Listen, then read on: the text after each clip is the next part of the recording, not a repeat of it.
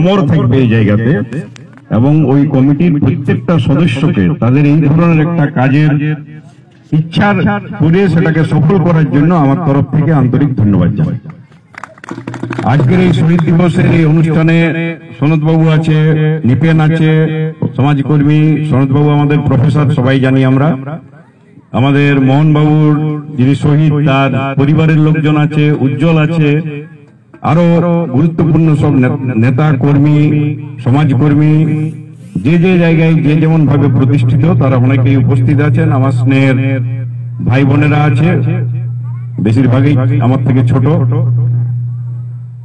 আজকে সনদবাবু খুব সুন্দর একটা ভাষণ দিলেন, আমার খুব ভালো লাগলো। যেটা হলো আমরা ইতিহাসটা মোটামুটি যারা একটু এই ব্যাপারটা নিয়ে ঘাটাঘাটি করি তারা জানি যে এইভাবে আমাদের 5 জন শহীদ হয়েছিলেন।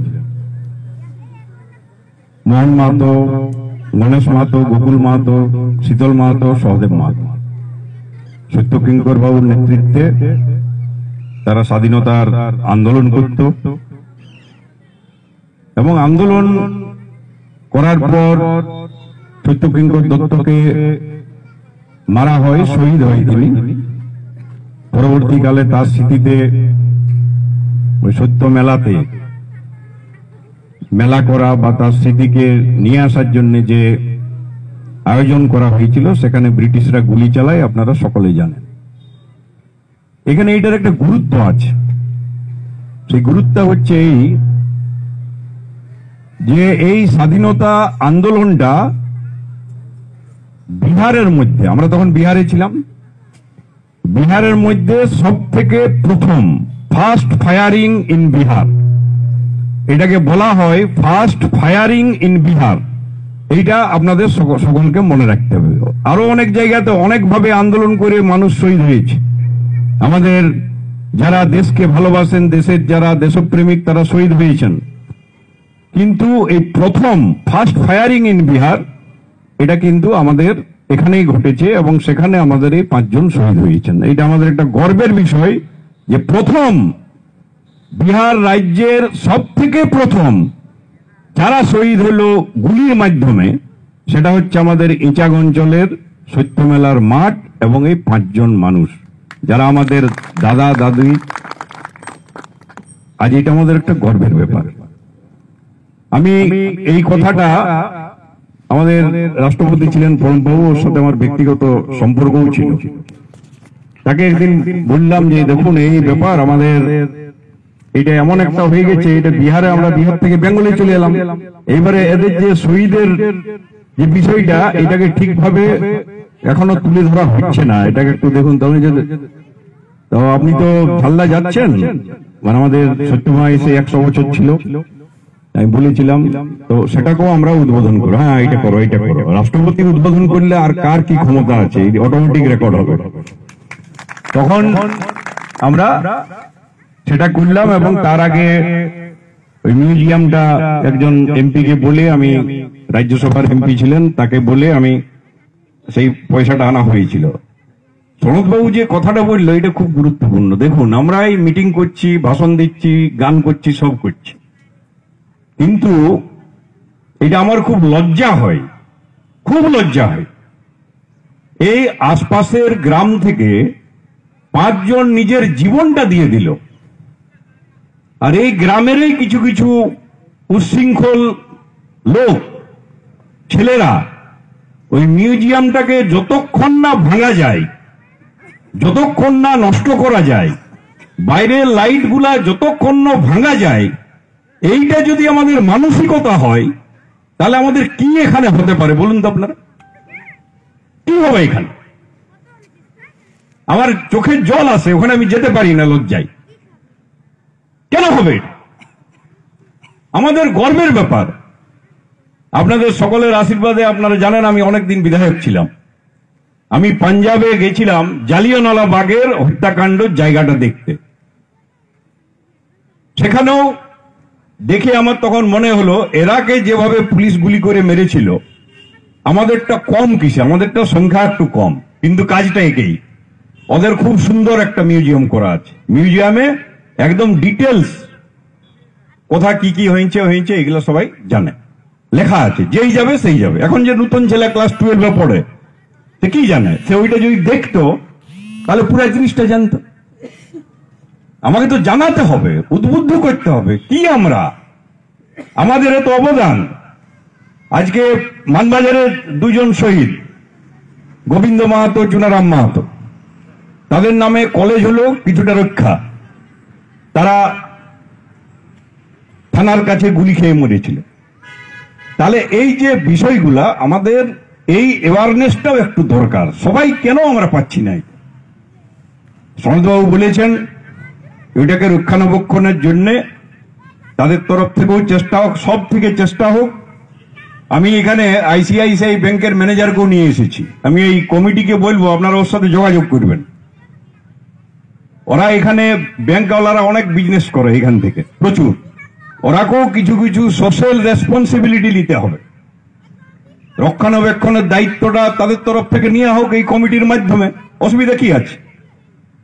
রক্ষণাবেক্ষণ হোক, একটা লোক রাখা হোক, সবসময় গার্ড দেব, এবং এই মিউনিসিপ্যালিটি থেকে ওখানে লিখে দেওয়া হোক যে ঝালদায় অনেক প্রচুর মানুষ বেড়াতে আসে, প্রচুর মানুষ বেড়াতে আসে, হাজার হাজার টাকা খরচ করো। অযোধ্যা গেলে বুঝতে পারবে না, ঝালদায়ও কোনো হোটেল খালি নাই।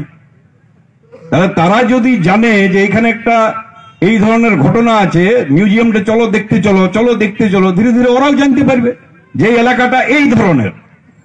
এখানে শহীদ হয়েছিল সেই যুগে, কেমন শহীদ? First firing in Bihar. ওদের মাথা ঘুরে যাবে, বাপ, এই ঝালদার মতো জায়গায় এই ধরনের ঘটনা। তাহলে এইটার লক্ষ্য জানাতে হবে আমাদের। এইটা হচ্ছে স্বাধীনতা আন্দোলন। এই স্বাধীনতা আন্দোলনে সেই যুগে এই গায়ের লোকরা নিজের জামাটা খুলে গুলিটা খেয়ে নিচ্ছে, তাদের বংশধর আমরা। এর থেকে গর্বের আর কি আছে বলুন আপনারা? আমরা এটাকে সবার দায়িত্ব করা, কর্তব্য। সব রকম আমরা কাজ করছি, আমরা নিজের সংসার চালাচ্ছি, পড়াশোনা করছি, সব ঠিক আছে। এইগুলো আমি আশপাশের গ্রামের লোককে এবং এদের উপর আমার খুব ভরসা আছে যে ছেলেগুলো এগুলো করছে, মানে এই যারা এটা করলো, এই কমিটিটাকে আমি অনুরোধ করব যত রকম সাহায্য আমার তরফ থেকে আমি করব। আরো লোককে বলবো দয়া করে ওইটাকে বাঁচান, এবং সেখান থেকে আমরা ঝালদা থেকে অ্যাডভার্টাইজ করে লোকজন একবার ঢুকাতে শুরু করবো। গাড়িওয়ালাগুলোকে বলে দেবো যে যত গাড়ি তোরা রিজার্ভ করিস, বলবে এখানেও একটা আছে, ওইটা দেখা। তাহলে কি হবে? গোটা ভারতবর্ষ জুড়ে, গোটা পশ্চিমবঙ্গ জুড়ে আমাদের যারা শহীদ হয়ে নিজের জীবন দিয়ে গেছেন তাদের মান মর্যাদাটা আমরা বাড়াতে পারবো সব জায়গাতে। আর ইতিহাসও তো ভালো করে উঠবেই, সেটা তো আমরা করবই। সুতরাং এই জিনিসগুলো একটু দয়া করে দেখুন।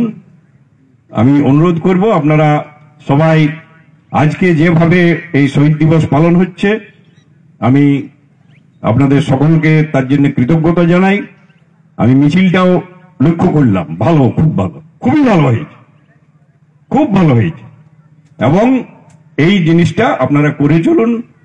মানুষ এবং এই নতুন জেনারেশন নিশ্চয়ই আপনাদের আশীর্বাদ করবে, ধন্যবাদ জানাবে, এবং আগামী দিনে এই জায়গা থেকেও আমরা নতুন নতুন আরো মানুষকে তুলতে পারবো। ধন্যবাদ।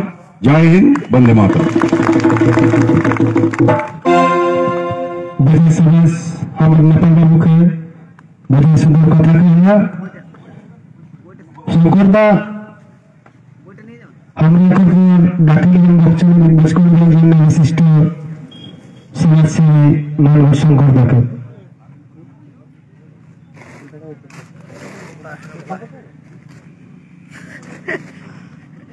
যাই হোক, আমরা ডাকিলে আর পরীক্ষা মানব সুরেশ ডাকে। যদিও আমার ঘর বহুত ঝেল নাই, যে কোনো इसलिए हमारे को जे कोनो जगह ही होगा सूरज का किंतु हयতো দেরি হই পারে কিন্তু পৌঁছাবে। তো শ্রীমান सूरज দাকে ডাকি লাগি দুই চারটা কথা এর জন্য আগে একটা শিল্পী হবে সঙ্গে সঙ্গে এই হ্যাঁ দেই জমা সবাই গাইকে আমরা মাচান যাবো। আর আমি নাম ধরব না, সময়টা কম হয়। गौर सप्ताह सभी की जहाँ दंडवत बड़ा होगा और हमारे युवा जग रहा है सभी की दंडवत छोटा क्लास ভালোবাসা জানাই কি দুই চারটা কথা কও আর যখন আমরা জোরে নেবো এরকম চলে গেল তো নেপাল পর্যন্ত বক্তব্য রাখলাকে তো যাই হোক আমাদের আর বক্তব্য আমি বলবোই না সময়টা খুব কম আছে বেলাটা লজকাই গেল একদম পক্ষ থেকে আমাকে বিজ্ঞাপন বলতে বললো যারা এই 5 শহীদ দৌড়ি যে ছেলেগুলো আছে আমি সবাই এই অসংখ্য ধন্যবাদ জানাবো যে আমাদের যে ठीक है चला चला ठीक है अच्छा যাই হোক না এটা কোন মালিক ব্যাপারটা है के মানে ঠিক है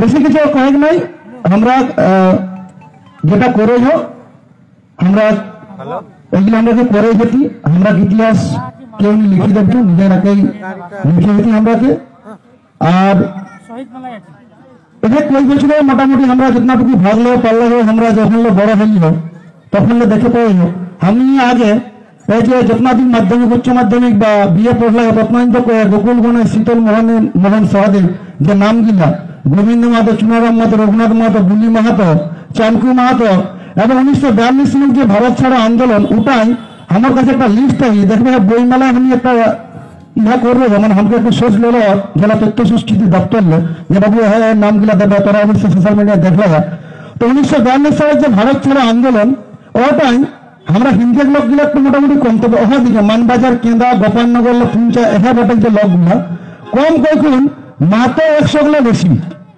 যারা আন্দোলনে যোগদান করবো কিন্তু আমরা যে লোকগুলা সেই মানে এগুলা যেসব হাসপুকুলি ছাগল ভরা মোল্লাহাট